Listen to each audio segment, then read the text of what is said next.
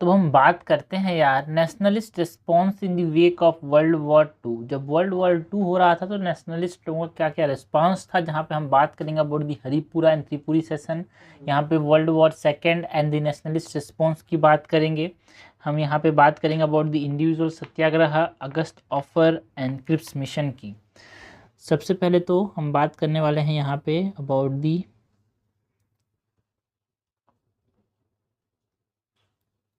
Nationalist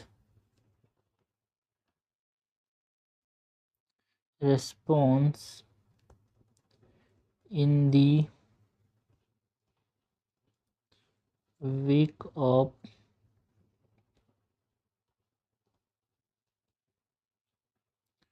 World War II।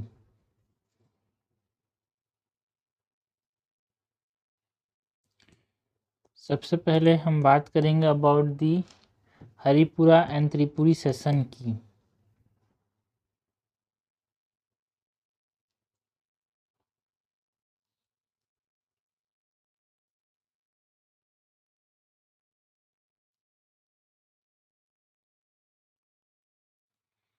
जो कि 1938-39 में हमको देखने को मिला था।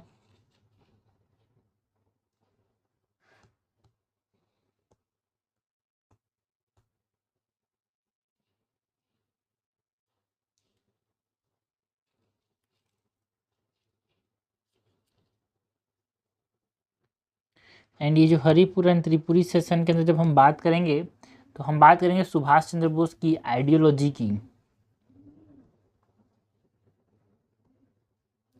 बिकॉज जो त्रिपुरी सेशन था यहाँ पे बोस को प्रेसिडेंट के तौर पे यहाँ पे इलेक्ट किया गया था, है ना। एंड हरिपुरा सेशन के अंदर भी बोस को यहाँ पे प्रेसिडेंट के तौर पे इलेक्ट किया गया था। तो सुभाष चंद्र बोस यहाँ पे इम्पोर्टेंट एक तरह से नाम बन के आते हैं, तो इनके बारे में थोड़ा बात करते हैं। सुभाष चंद्र बोस की जो आइडियोलॉजी थी उसकी बात करते हैं भाई।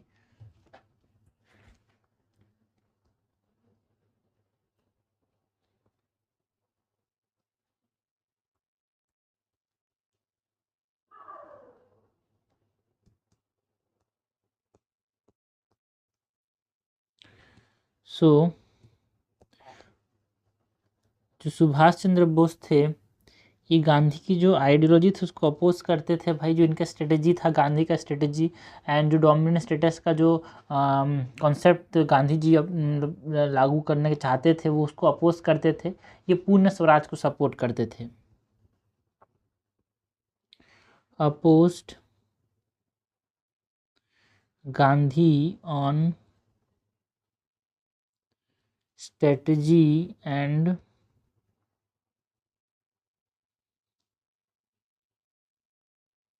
dominant status, and Subhash Chandra Bose supported पूर्ण स्वराज। एंड सुभाष चंद्र बोस थे वो यूथ एंड ट्रेड मूवमेंट बहुत ज़्यादा इन्वॉल्व रहते थे भाई।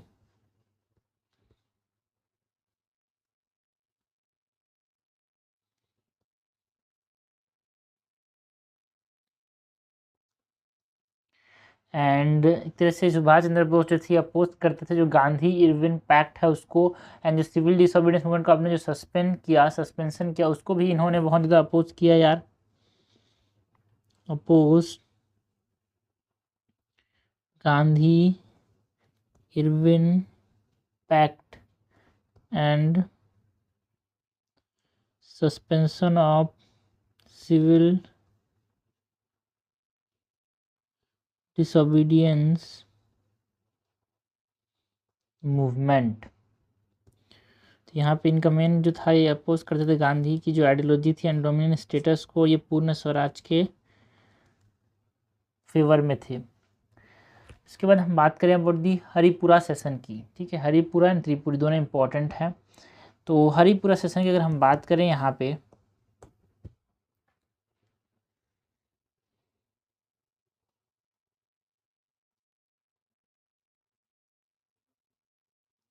जो ये हरिपुरा सेशन था वो यहाँ पे फरवरी 1938 में देखने को मिला भाई।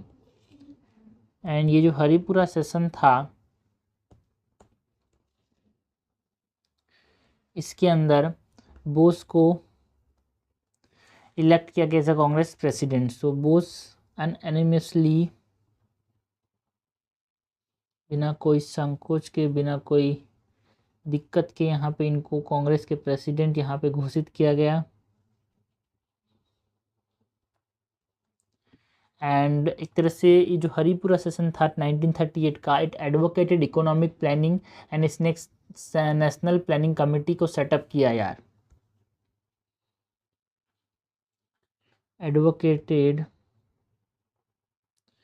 Economic planning and setup national planning committee. And जो प्रिंसली स्टेट थे, जो एजिटेशंस थे, जो लोगों थे वहाँ के, जो एजिटेशन जो वो करते थे, उसको ये सपोर्ट किया इन्होंने हरिपुरा सेशन के अंदर।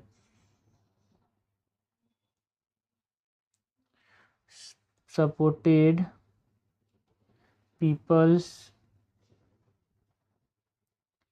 एजिटेशन इन प्रिंसली स्टेट्स।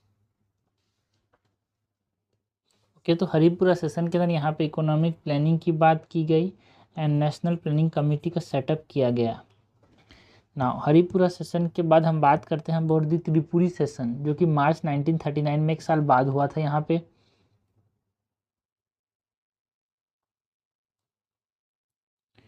ये त्रिपुरी सेशन था मार्च 1939 के अंदर हमको देखने को मिला। यानी जो त्रिपुरी सेशन था, इसके अंदर इम्पोर्टेंट चीज़ क्या हुई थी भाई, यहाँ पे बोस को फिर से इलेक्ट किया गया एज अ प्रेसिडेंट यार। हरिपुरा सेशन में तो थे ही प्रेसिडेंट, है ना, त्रिपुरी सेशन में भी इनको प्रेसिडेंट इलेक्ट किया गया। सो बोस री इलेक्टेड एज कांग्रेस प्रेसिडेंट। ये त्रिपुरी सेशन को याद रखना। अगेंस्ट गांधी, गांधी का जो आदमी था यहाँ पे, है ना, जो पट्टभी सीतारामैया यहाँ पे गांधी का जो आदमी थे, मतलब गांधी इसको सपोर्ट करते थे, तो उसके खिलाफ इन्होंने यहाँ पे फिर से जीत हासिल की, और मतलब फिर से, मतलब सेकेंड टाइम यहाँ पे ये प्रेसिडेंट बने। अगेंस्ट गांधी बैक्ड पट्टभी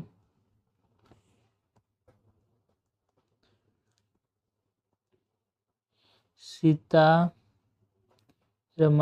अगर यहाँ पे जो बोस थे उन्होंने 1580 वोट हासिल किया एंड पट्टभी सीतारमैया ने 1377 वोट्स यहाँ पे हासिल किए यार। बट जो कांग्रेस लीडर थे ये रिज़ाइन कर दिए फ्रॉम वर्किंग कमेटी, जिसके वजह से यहाँ पे इंटरनल क्राइसिस देखने को मिले यार।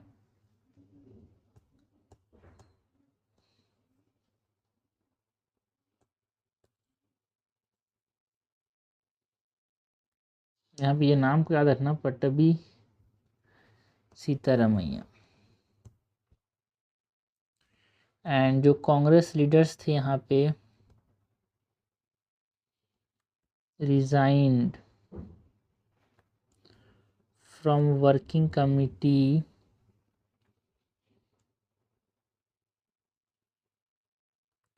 जिसके वजह से एक इंटरनल इशू क्रिएट हुआ यार।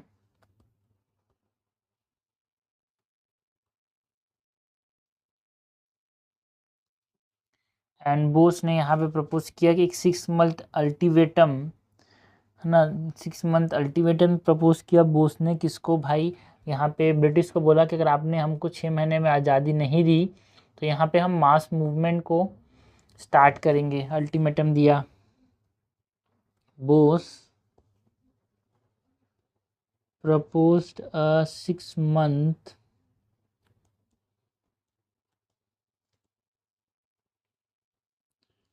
ultimatum to the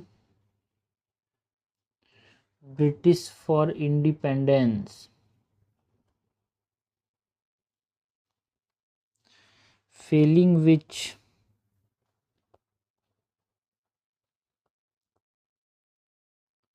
mass movement should start। And Gandhi ने अपोज किया इसको कि अगर ये ऐसा करते हैं तो हमारे पास प्रिपरेशन भी नहीं है और इससे कम्युनल जो है वो रॉइट्स या फिर कम्युनल हार्मोनिक जैसे ब्रेक हो सकता है, लड़ाई झगड़ा हो सकता है हिंदू मुस्लिम के बीच में, है ना, डिफरेंट समाज के बीच में। तो गांधी ने इस चीज़ को अपोज किया। Gandhi opposed citing lack of preparation and communal discord। Because यहाँ पे नाजुक मामला था यार इस समय। लास्टली जो गोविंद बल्लभ पंत है, इन्होंने इसका जो रेजोल्यूशन था, है ना, उसने गांधी जी की जो लीडरशिप है उस पर भरोसा दिखाया यार। Govind Ballabh Pant resolution reaffirmed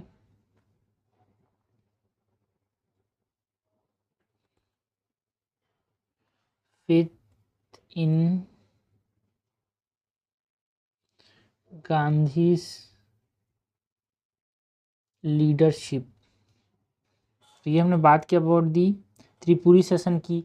after माथ की बात करें, इसके बाद क्या हुआ था भाई, जो त्रिपुरी एंड हरिपुरा सेशन था, पहले हरिपुरा एच पहले आता है फिर टी आता है, तो पहले हरिपुरा सेशन हुआ 1938 में, फिर त्रिपुरी टी बाद में आता, तो त्रिपुरी सेशन हुआ था 1939 में। तो इस प्रकार से कन्फ्यूजन नहीं होगी भाई।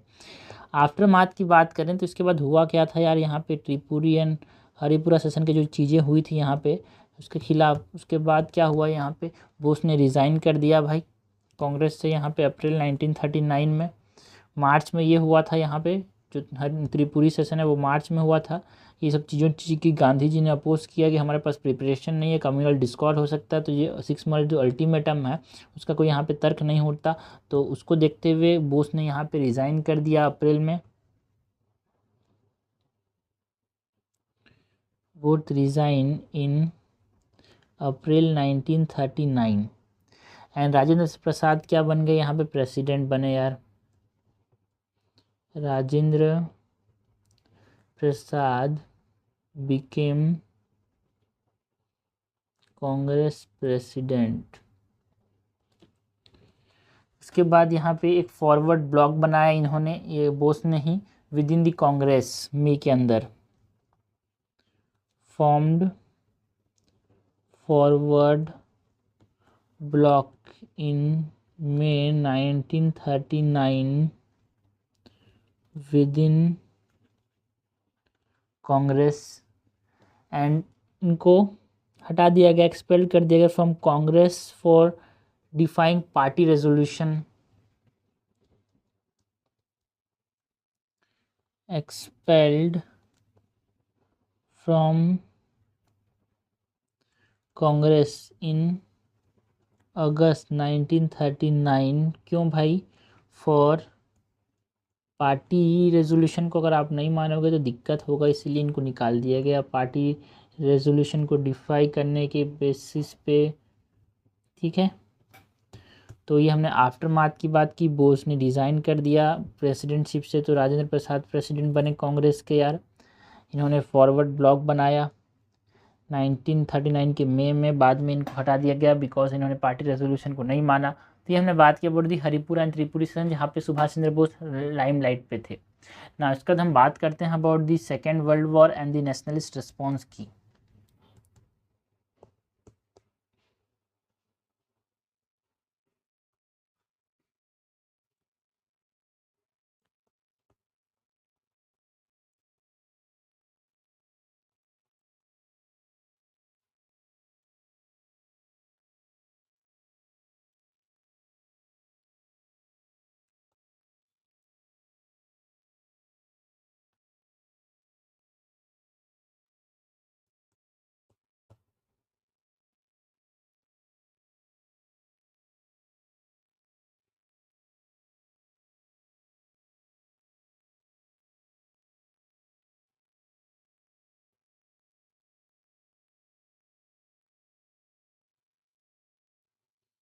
सो सबसे पहले second world war and the nationalist response हम बात करेंगे अबाउट द बैकग्राउंड यार।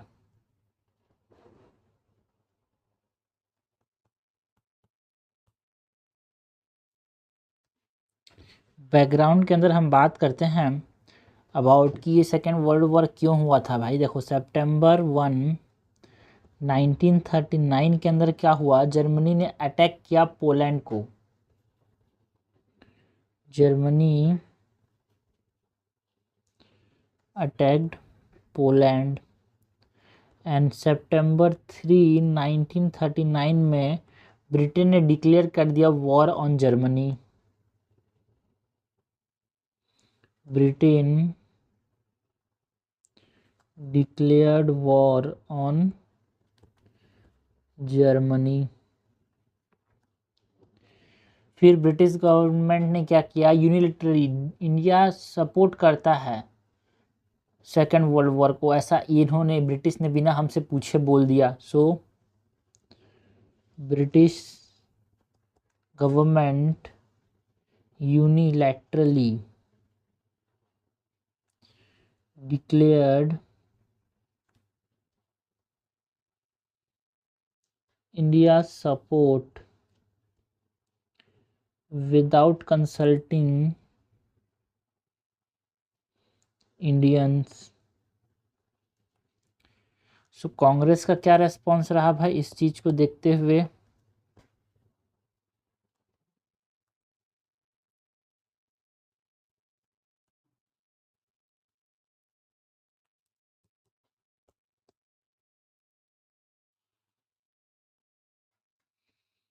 कांग्रेस का क्या रेस्पॉन्स रहा था,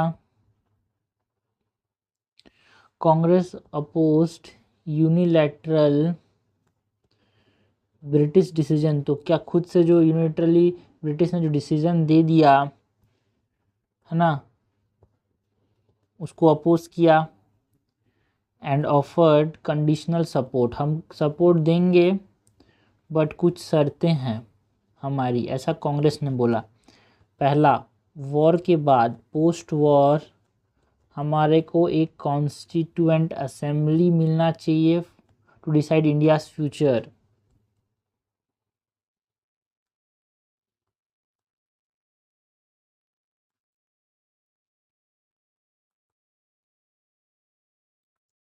एंड दूसरा, इमीडिएटली अभी हमको रेस्पॉन्सिबल इंडियन गवर्नमेंट दे दो एट सेंटर, तभी हम अपना सपोर्ट दिखाएंगे। Responsible Indian government at centre. तो वाइस रॉय उस समय लिलिंगथो थे, इन्होंने रिजेक्ट कर दिया ऑफर को। और ये लिलिंगथो एक ऐसा आदमी है जिसने हिंदू मुस्लिम के बीच में इतने दरार बना दिए कि आज तक वो जो नहीं जा पा रहे हैं यार। तो दो जो वाइस रॉय जिसने बहुत ज़्यादा बदल दिया इंडिया को, वो एक था डफरिन, लॉर्ड डफरिन यार। बहुत सारे उसकी वजह से, फेमाइन की वजह से बहुत सारे देखने को मिला। और डफर था लिलिंगथो जिसने हिंदू मुस्लिम को जो ये आज जो हमको टकरार देखने को मिलता है उसको बहुत ज़्यादा बढ़ावा दिया। सो लिलिंगथो वाइसरॉय उस समय जो थे, इन्होंने रिजेक्ट कर दिया ऑफर को। ठीक है, दो चीज़ बात की, पोस्ट वॉर हमको कॉन्स्टिट्यूंट असेंबली मिलना चाहिए, ये बोला इन्होंने। एंड इमीडिएटली हमको एक रेस्पॉन्सिबल इंडियन गवर्नमेंट दो भाई सेंटर के अंदर, ये इन्होंने डिमांड रखा था अगर हमको हमारा सपोर्ट चाहिए तो। बट इसको वाइसरॉय लिलिंगथो जो थे उन्होंने रिजेक्ट कर दिया। तो British response and Congress resignation की बात करते हैं।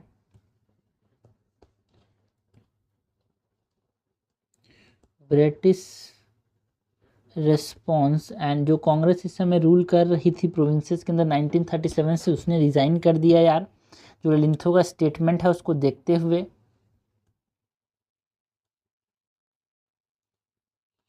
इन 1939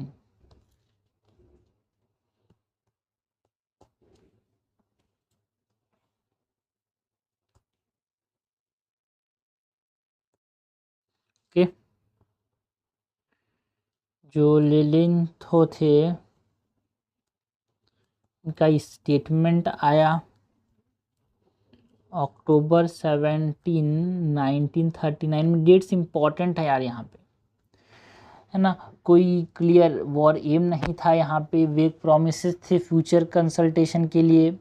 एंड मुस्लिम लीग का इस्तेमाल किया इन्होंने, जो ब्रिटिश ने स्टेट जो प्रिंसली स्टेट्स हैं उनका इस्तेमाल किया कांग्रेस को कमज़ोर बनाने के लिए। सो इसकी वजह से कांग्रेस मिनिस्ट्रीज ने रिज़ाइन कर दिया इन अक्टूबर 23। ठीक है, लिंथो का स्टेटमेंट आया था अक्टूबर 17 में, अक्टूबर 23 1939 में इन्होंने रिज़ाइन कर दिया, क्योंकि कोई क्लियर वॉर एम नहीं था भाई। इसकी वजह से भी वेग जो प्रोमिसेस ब्रिटिश ने किए, vague promise of future consultation, and इन्होंने जो अंग्रेज़ों ने इस्तेमाल किया, used Muslim League and princely states to weaken Congress, and Congress ministries ने रिज़ाइन कर दिया यहाँ पे। इसको देखते हुए जो अंग्रेज़ों का जो रिस्पांस था, इसको देखते हुए 23 अक्टूबर 1939 में उन्होंने रिज़ाइन कर दिया, एक ओपन कॉन्फ्लिक्ट स्टार्ट किया एक प्रकार से ब्रिटिश रूल के साथ। दिस मिनिस्ट्रीज का जो रिज़ाइन था, it marked an open conflict, खुला चैलेंज था, है ना, तो विथ ब्रिटिश रूल।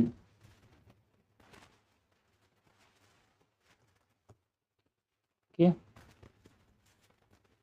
अक्टूबर 17 1939 में इनका स्टेटमेंट आया, कांग्रेस ने रिज़ाइन किया अक्टूबर 23 1939 में। ओके, तो ये हमने British response and Congress resignation की बात की। इसके बाद जो वर्धा जो कमेटी थी, है ना, उसकी बात करते हैं। कांग्रेस वर्किंग कमेटी जो वर्धा के अंदर यहाँ पे मीटिंग हुई थी 1939 की, उसका इम्पोर्टेंस है यहाँ पे। वर्धा के अंदर जो कांग्रेस वर्किंग कमेटी थी उसकी बात करते हैं यार,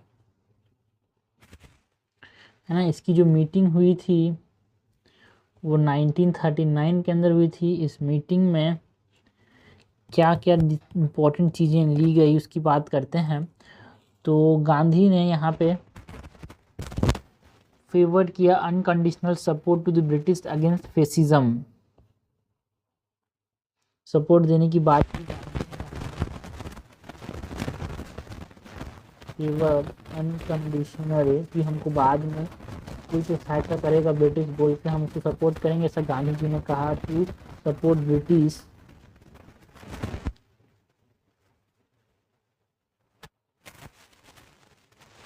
अगेंस्ट फेसिज्म,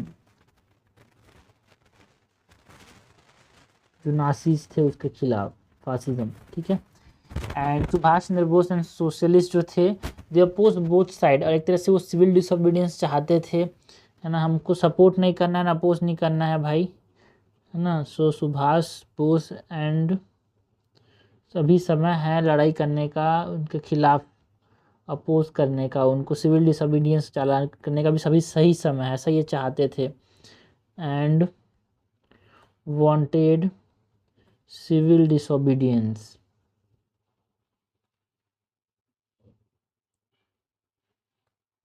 इस मौके का फ़ायदा उठाना चाहते थे ये। देखो नेहरू ने यहाँ पे क्या किया, नेहरू ने क्या बोला, एक तरह से फेसिस्ट थ्रेट को यहाँ पे एक्नॉलेज किया कि हाँ भाई जर्मनी जो फेसिस्ट आइडियोलॉजी चलते हैं उनसे हमारे पास एक दिक्कत तो है, बट रिफ्यूज़ किया कि इंडियन पार्टिसिपेट नहीं करेगा ब्रिटिश रूल के साथ। जर्मनी को गलत बोला लेकिन हम लड़ाई में नहीं लड़ेंगे, ऐसा इन्होंने बोला भाई। Acknowledged fascist threat but refused Indian participation under British rule।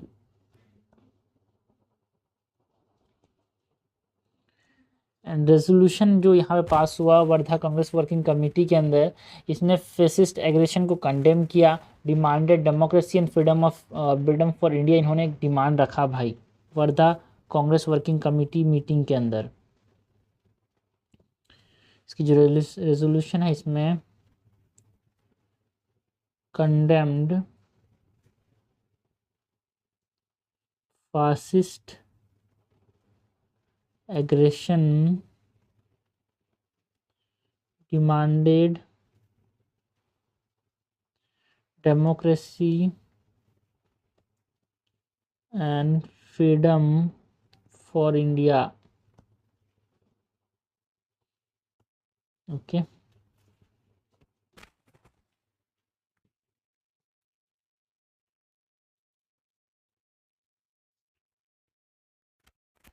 Now हम बात करते हैं वो जो कांग्रेस का डिबेट था यार ऑन इमीडिएट स्ट्रगल, है ना। जैसे सुभाष चंद्र बोस ने बोला था कि हम इमीडिएट स्ट्रगल स्टार्ट करेंगे, तो कांग्रेस के अंदर इसके ऊपर डिबेट हुआ, करना चाहिए कि नहीं start immediate struggle. Congress debate on immediate struggle. तो गांधी ने देखो अपोज किया यहाँ पे मास स्ट्रगल को,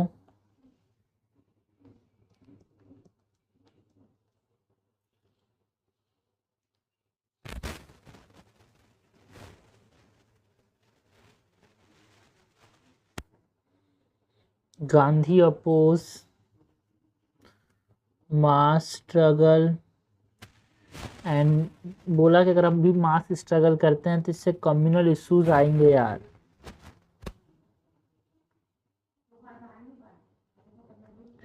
अभी हम अनप्रिपेयर्ड हैं, है ना, हमारे पास अनप्रिपेयर्डनेस है एंड मोरल सपोर्ट भी नहीं है for allies.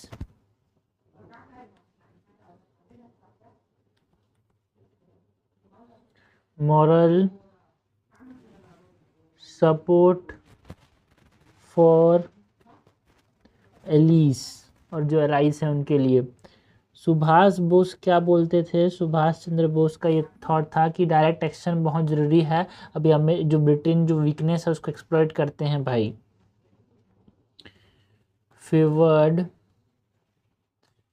Direct action to exploit Britain's weakness. जो रामगढ़ सेशन था,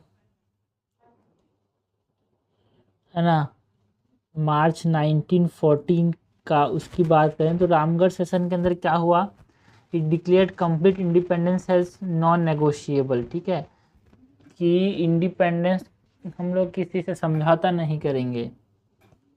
Ramgarh session declared complete independence as non negotiable.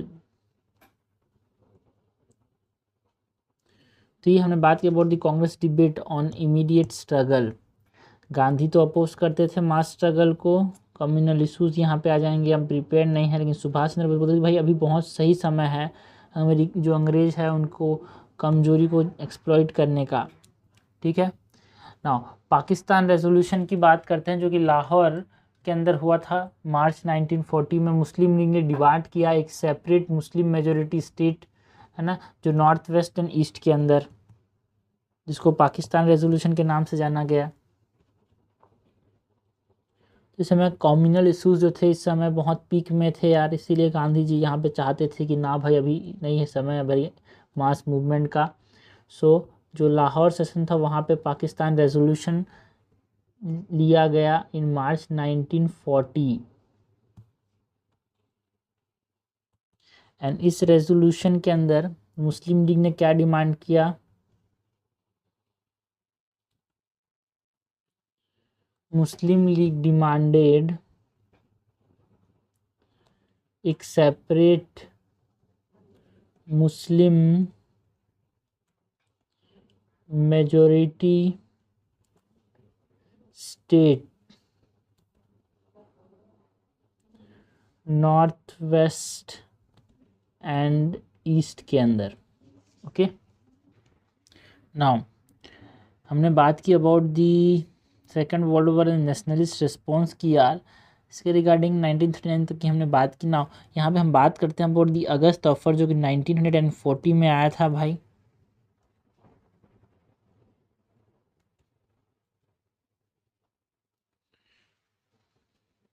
और नाम से समझ आ रहा है अगस्त में आया, तो अगस्त ऑफर अगस्त 1940 में आया था। एंड ये जो अगस्त ऑफर था ये किस बारे में था यार? ये अगस्त ऑफर जो है इसका बैकग्राउंड की बात करते हैं।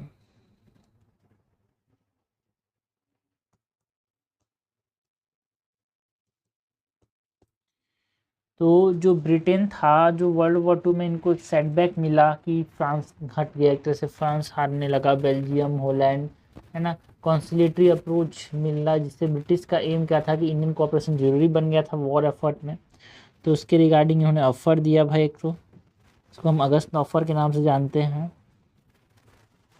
कॉन्टेक्स्ट ये था, जो ब्रिटेन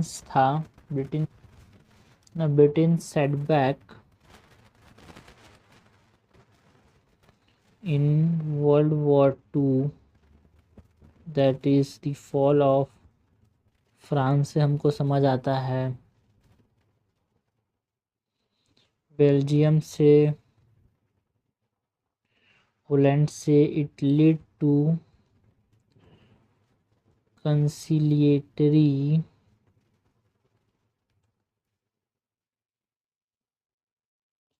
अप्रोच। अब मनाना पड़ेगा भाई, अपने को चाहिए अब इनका सपोर्ट इंडियंस का, ये इनको समझ आने लगा। सो ब्रिटिश का एम क्या था अगस्त ऑफर से? ये they want to secure Indian cooperation in war efforts. तो इसके अंदर प्रोविजंस क्या क्या थे? अगस्त ऑफर की बात करें तो इसके अंदर प्रोविजंस की बात करते हैं यार।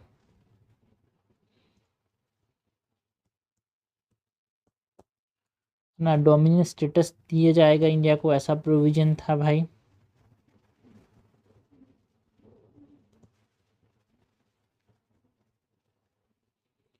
कि डोमिनियन स्टेटस इंडिया का अल्टीमेट गोल होगा।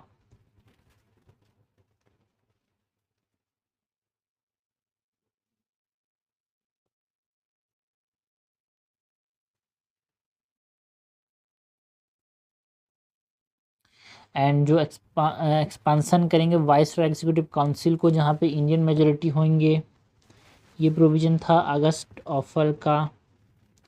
Expansion of viceroy executive council with an Indian majority, and जो कॉन्स्टिट्यूएंट असेंबली है to be setup.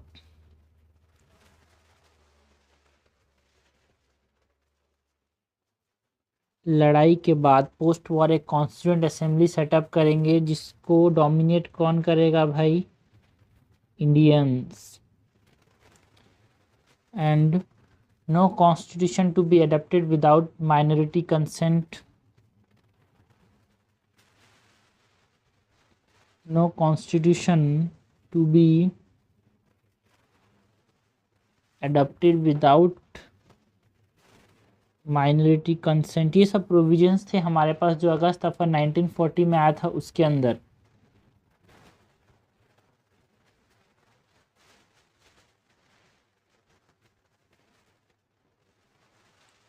Okay, dominant status दे देंगे इंडिया को, वाइस एग्जीक्यूटिव काउंसिल को एक्सपांड करेंगे, ये बोला इन्होंने, ज़्यादातर इंडियन मेजोरिटी होगी, ये बोला इन्होंने, माइनॉरिटी के कंसेंट के बिना यहाँ पे कोई कॉन्स्टिट्यूशन यहाँ पे अडॉप्ट नहीं करेंगे, ये सब बोला इस अगस्त ऑफर के अंदर। ठीक है यार। एंड इवेल्युएशन की बात करते हैं। अगस्त ऑफर की इवेल्युएशन की बात करें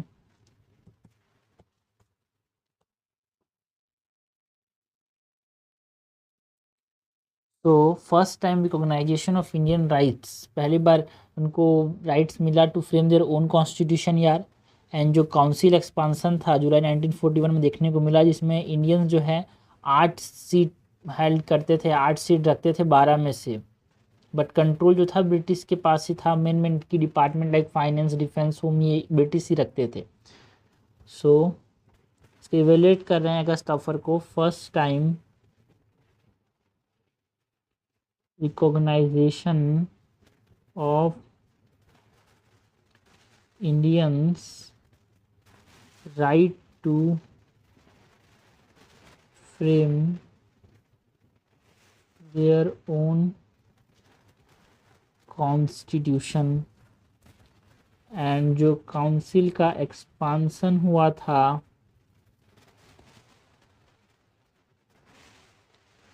इन जुलाई 1941, जिसमें इंडियंस जो थे 8 सीट रखते थे out of 12 seats, but British जो थे retained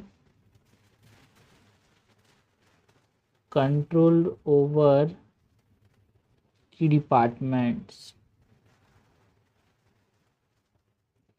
like defence, finance, home.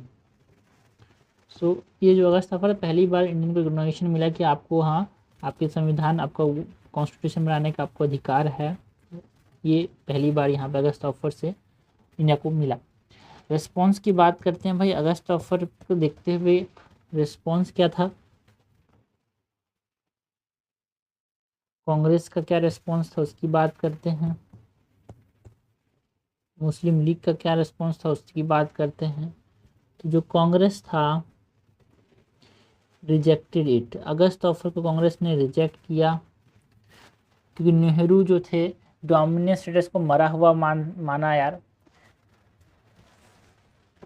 ये जो डोमिनेंस स्टेटस है ये अब कुछ काम का नहीं है यहाँ पे। नेहरू ने बोला डोमिनेंस स्टेटस इज डेड।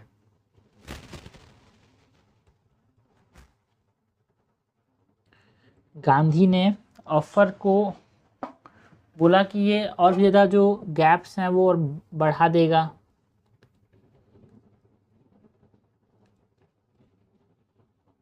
ये बोला गांधी, ऑफर बोला, गांधी जी ने बोला कि ऑफर जो है it widen the gap with Britain.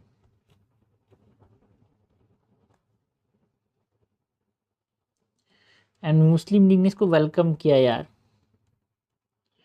Muslim league welcomed it, एक तरह से इसको स्टेप टूवर्ड सेपरेट पाकिस्तान उन्होंने एक समझा, saw it as a step toward separate Pakistan. ठीक है, तो कांग्रेस ने रिजेक्ट किया, मुस्लिम लीग ने सपोर्ट किया इसको। नेहरू ने बोला कि जो डोमिनेंस स्टेटस आप जो दे रहे हो ना, अब ये मर चुका है भाई, हमको ज़रूरत नहीं है इसकी, अब कंप्लीट इंडिपेंडेंस चाहिए अपने को।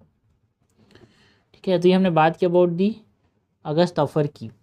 ठीक है भाई, अगस्त ऑफर के बाद हम बात करते हैं अबाउट दी इंडिविजुअल सत्याग्रह की। ये जो इंडिविजुअल सत्याग्रह है भाई, वो हमारे पास 1941 में देखने को मिला था।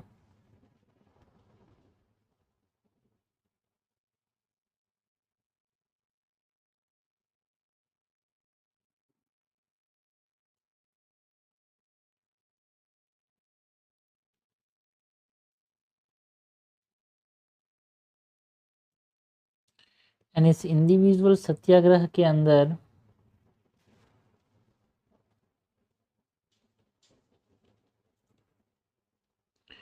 हम बात करते हैं अबाउट दी रीज़न कि इंडिविजुअल सत्याग्रह क्यों यहाँ पे लॉन्च किया गया था। सो रीज़न की बात करें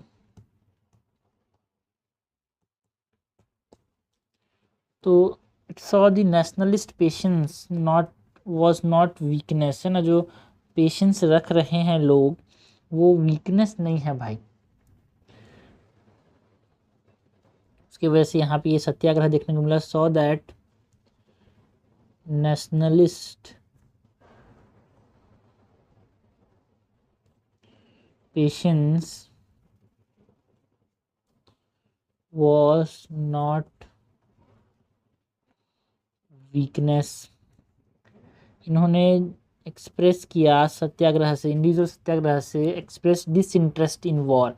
वॉर में हमारा कोई भी इंटरेस्ट नहीं है, हम ब्रिटिश रूल के खिलाफ यहाँ पे ब्रिटिश रूल नासिज्म के यहाँ पे इक्वेट नहीं करेंगे भाई, इनके साथ कोई सहायता नहीं करेंगे। So disinterest in the war and equate, जो ब्रिटिश रूल है वो नासिज्म के जैसा ही है विथ नासिज्म। एंड इन्होंने जो इंडिविजुअल सत्याग्रह है, it give British another chance for peaceful resolution. यार एक और मौका देते हैं आपको, शांति से बैठ के अभी भी रेजोल्यूशन कर सकते हो, वरना दिक्कत हो जाएगा बाद में आपको। फॉर पीसफुल रेजोल्यूशन, इंडिविजुअल सत्याग्रह ने मौका दिया उनको। बट उसके बाद हम रीजंस की बात कर चुके हैं भाई, की फीचर्स की बात करते हैं। ये जो इंडिविजुअल सत्याग्रह था, इसके अंदर क्या क्या चीज़ें देखने को मिली हमको, फीचर्स की बात करते हैं। सो फीचर्स के अंदर इंडियन जो थे, इंडिविजुअल लोग जो थे वो प्रोटेस्ट करने लगे अगेंस्ट वॉर, है ना, नॉट मास मूवमेंट। ये मास मूवमेंट नहीं था, इंडिविजुअल सत्याग्रह नाम से समझ आ रहा है कि इंडिविजुअल लोग प्रोटेस्ट करते थे। एंड ये डिमांड किस चीज़ का करते थे, demand freedom of speech through anti war declaration, को बोलने की आज़ादी मिलनी चाहिए थ्रू वॉर के खिलाफ जो ये बोलते थे, उससे ये साबित करते थे कि हमारे पास फ्रीडम ऑफ स्पीच है। एंड जो सबसे इम्पोर्टेंट चीज़ यहाँ पे चली थी इस इंडिविजुअल सत्याग्रह में, सब लोग कहाँ चलो, दिल्ली चलो। तो ये जो दिल्ली चलो मूवमेंट है ना, ये यहाँ पे फेमस हुआ था इंडिविजुअल सत्याग्रह में। इफ़ अनअरेस्टेड, अगर आप अरेस्टेड नहीं हैं तो आप दिल्ली तक मार्च करो। अनअरेस्टेड जो सत्याग्रही हैं, अगर अरेस्ट नहीं किया गया है आपको, तो आप दिल्ली तक मार्च करो।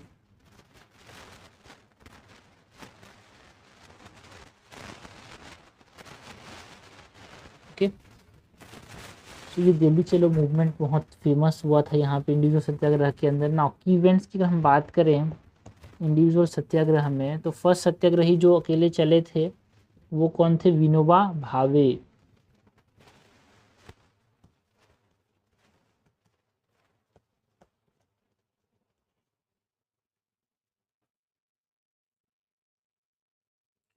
First Satyagrahi was Vinoba Bhave. Second सत्याग्रही कौन थे, जवाहरलाल नेहरू।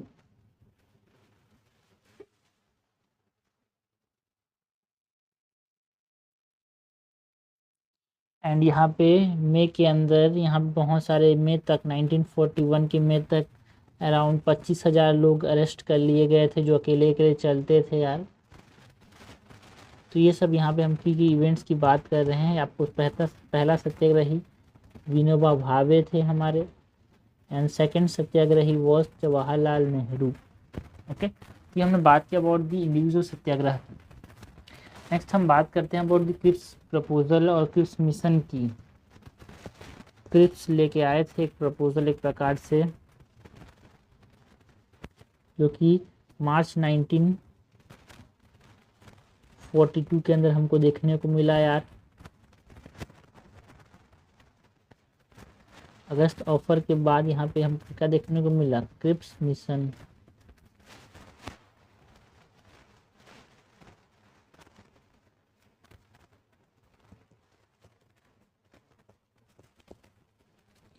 तो ये जो क्रिप्स मिशन है इसको भेजा क्यों गया था, why it was sent.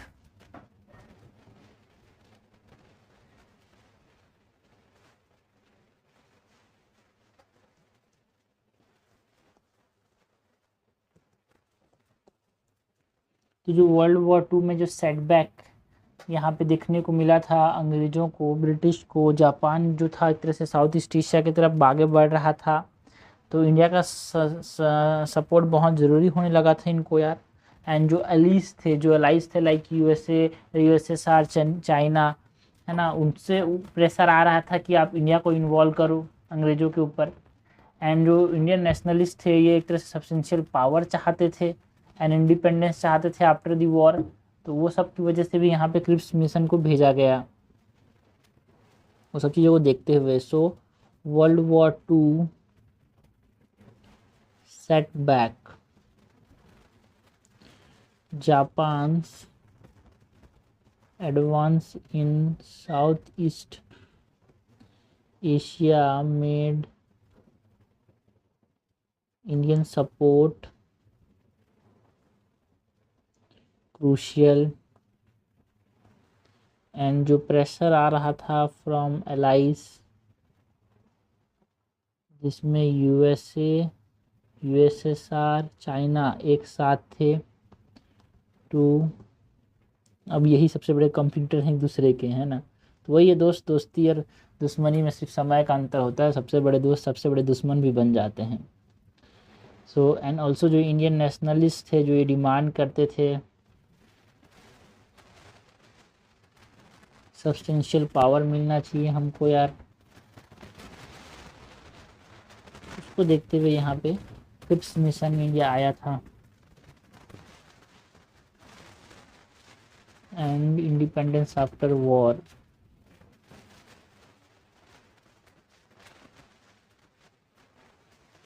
Main proposal क्या था, ये जो क्रिप्स मिशन है उसके अंदर मेन प्रपोजल क्या था यार?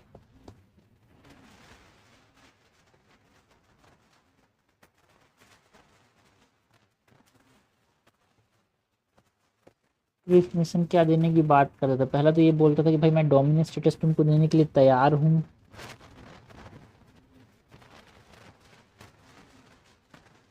For India after the war.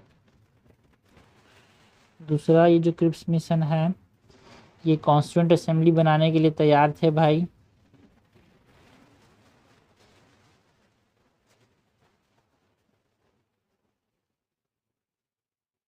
है ना, to frame a new constitution. And ये जो कॉन्स्टिट्यूंट असेंबली होगा ये पार्टली इलेक्टेड होना चाहिए एंड पार्टली नॉमिनेटेड होना चाहिए by the princely states.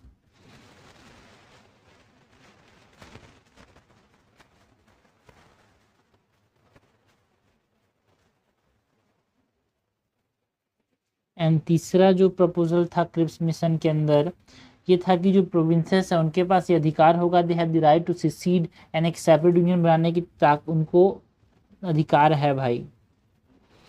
Provinces have rights to secede and form a separate union।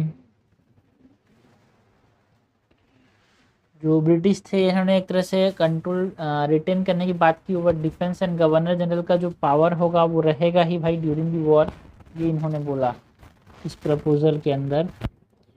British retain control over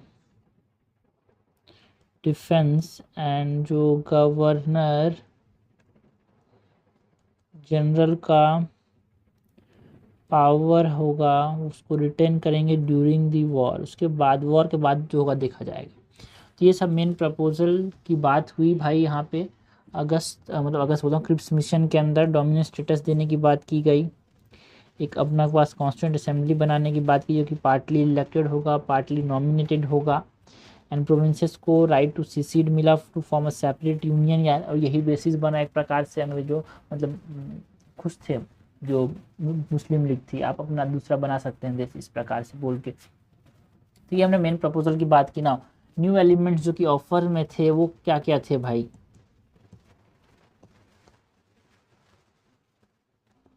पहले भी बहुत सारी चीज़ें बताई गई थी, बट इस ऑफर में जो ये क्रिप्स मिशन है उसके अंदर क्या नई चीज़ें थी उसकी बात करते हैं। पहले के मुकाबले देखो भाई, अगस्त ऑफर भी आया था, उसके मुकाबले यहाँ पे क्या नई चीज़ें थी, न्यू एलिमेंट्स की बात करते हैं। तो सोल इंडियन कंट्रोल होगा यार ओवर द कॉन्स्टिट्यूशन, एक नई चीज़ थी जिससे जो अगस्त ऑफर था उससे अलग था भाई।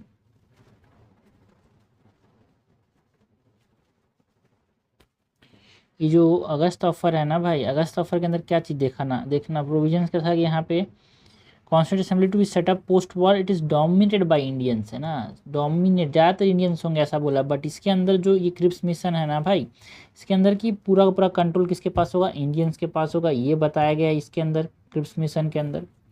तो ये अलग था उससे, अगस्त ऑफर से। और किस प्रकार से अगस्त ऑफर से अलग था, जो ऑप्शंस थे फॉर प्रोविंसेस टू सिसीड, बाहर जा सकते हैं अपनी मर्जी से यार, it led the basis for what, partition,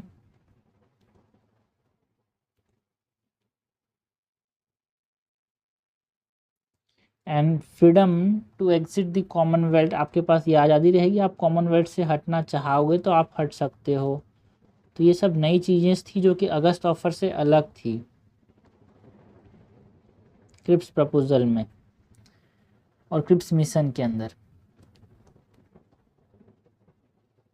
okay, now Congress ने क्यों रिजेक्ट कर दिया क्रिप्स मिशन को, भी कांग्रेस ने क्या कर दिया, रिजेक्ट कर दिया। क्यों रिजेक्ट किया भाई क्रिप्स मिशन को कांग्रेस ने, उसकी बात करते हैं।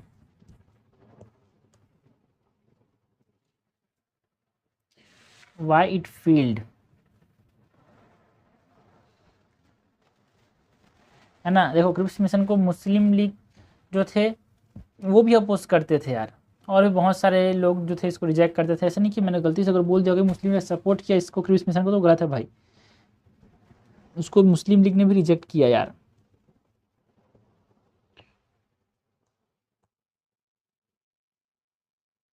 वाई इट फेल्ड,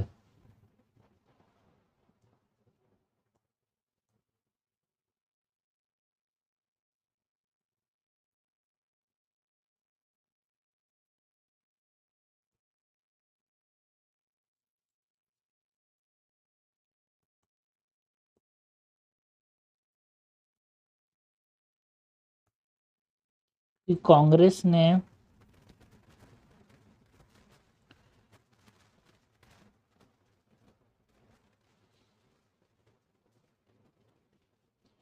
जो क्रिप्स मिशन इसको रिजेक्ट कर दिया।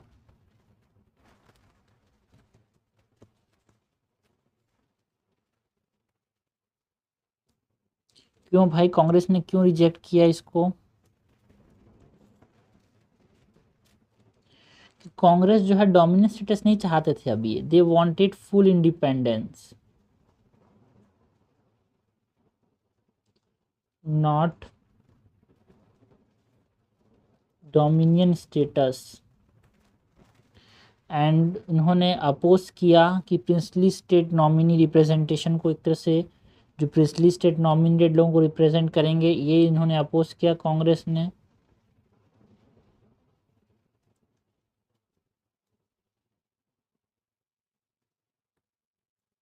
ऑल्सो जो सेसेशन है, एक तरह से जो सेसेशन क्लॉज है वो एक तरह से इंडिया की यूनिटी को तोड़ेगा, ऐसा इन्होंने सोचा भाई, तो इसकी वजह से इन्होंने अपोज किया इसको। एंड कोई immediate transfer of power and no role in governance, ऐसा नहीं, देख यहाँ पे कोई प्रोविज़न नहीं था, वॉर के बाद वाला प्रोविज़न था, तो वॉर कब ख़त्म होगा इसकी कोई गारंटी नहीं थी, सो इसकी वजह से भी इन्होंने इसको रिजेक्ट किया।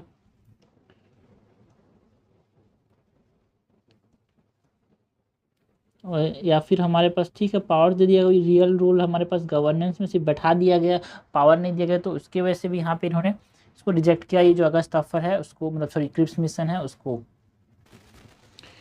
कांग्रेस ने तो रिजेक्ट किया ही किया, साथ ही साथ जो मुस्लिम लीग है उसने भी इसको रिजेक्ट किया यार, है ना, क्रिप्स मिशन को मुस्लिम league rejected it.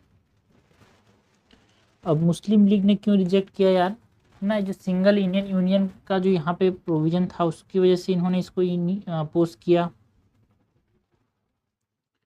Opposed a single Indian union. इन्होंने सोचा पाकिस्तान डिमांड को यहाँ पे डिनाई कर रहा है क्रिप्स मिशन, ऐसा इन्होंने सोचा भाई। Felt Pakistan demand was denied. Other जो कमिटीज थे, अदर जो लोग थे जिन्होंने इसको रिजेक्ट किया, यहाँ पे हम बात कर सकते हैं अबाउट दी हिंदू महासभा यार, इन्होंने भी इसको रिजेक्ट किया।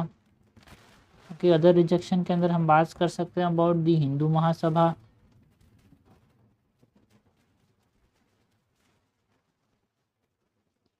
इसने इसको रिजेक्ट किया। जो लिबरल्स थे वो उन्होंने भी इसको रिजेक्ट किया एक तरह से क्रिप्स मिशन को। सिक्स ने इसको रिजेक्ट किया। डिप्रेस क्लासेस ने भी अपोज किया सेसेशन प्रोविज़न को। वो भी चाहते थे कि, वो जानते थे कि ये यूनिटी को तोड़ देगा यार, सब अपना अपना अलग अलग निजम बनाना चाहेंगे। सो अपोज्ड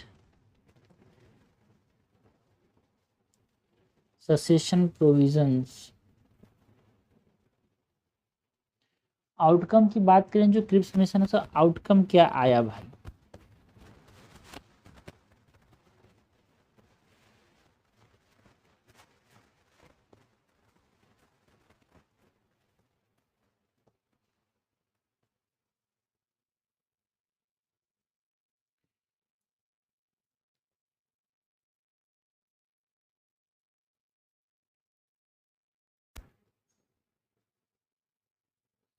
आउटकम के अंदर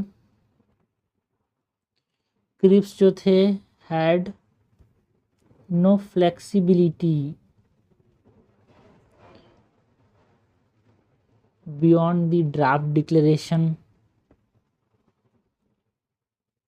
जो डिक्लेरेशन किया उसके बाद और भी कुछ यहाँ पे प्रोविजंस ऐड नहीं कर पाए यार, और ज़्यादा फ्लेक्सिबिलिटी नहीं दिखी इनको। ये आउटकम रहा। जो चर्चिल थे, लिलिंथो थे, ब्रिटिश लीडर ने अपोज किया सेसेशन को, कॉन्सेशन को, कि हम यहाँ पे आपकी बात को और फिर से नहीं मानने वाले।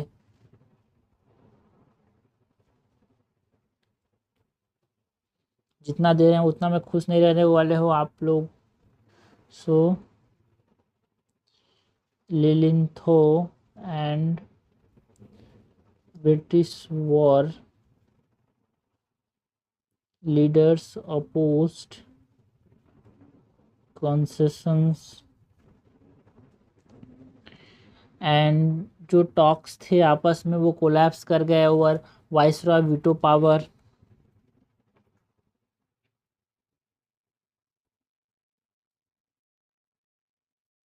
जो हर चीज़ में इनके पास जो वीटो पावर है उसकी वजह से टॉक्स कोलैप्स कर गए।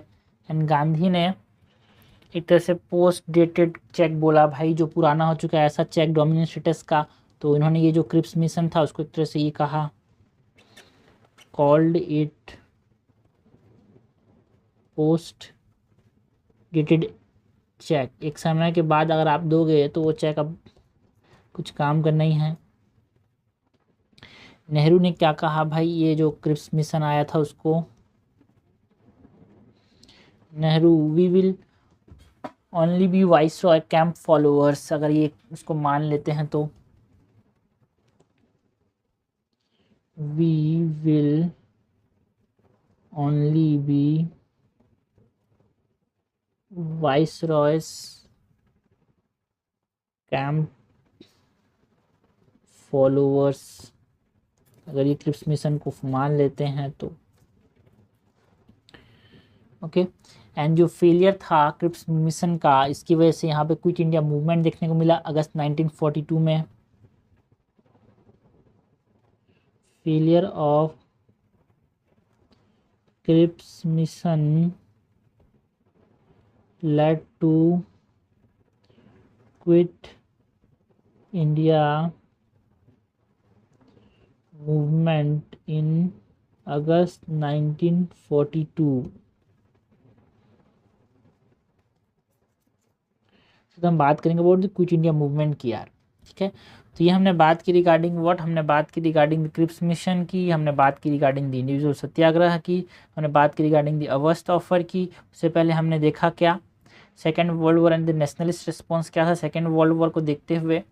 उससे पहले हमने बात की कि हरिपुरा एंड त्रिपुरी सेशन की बात की भाई 1938-39 में, जहाँ पे सुभाष चंद्र बोस एक कोर आइडियोलॉजी और कोर पर्सन थे जिसको यहाँ पे कंसीडर किया हमने।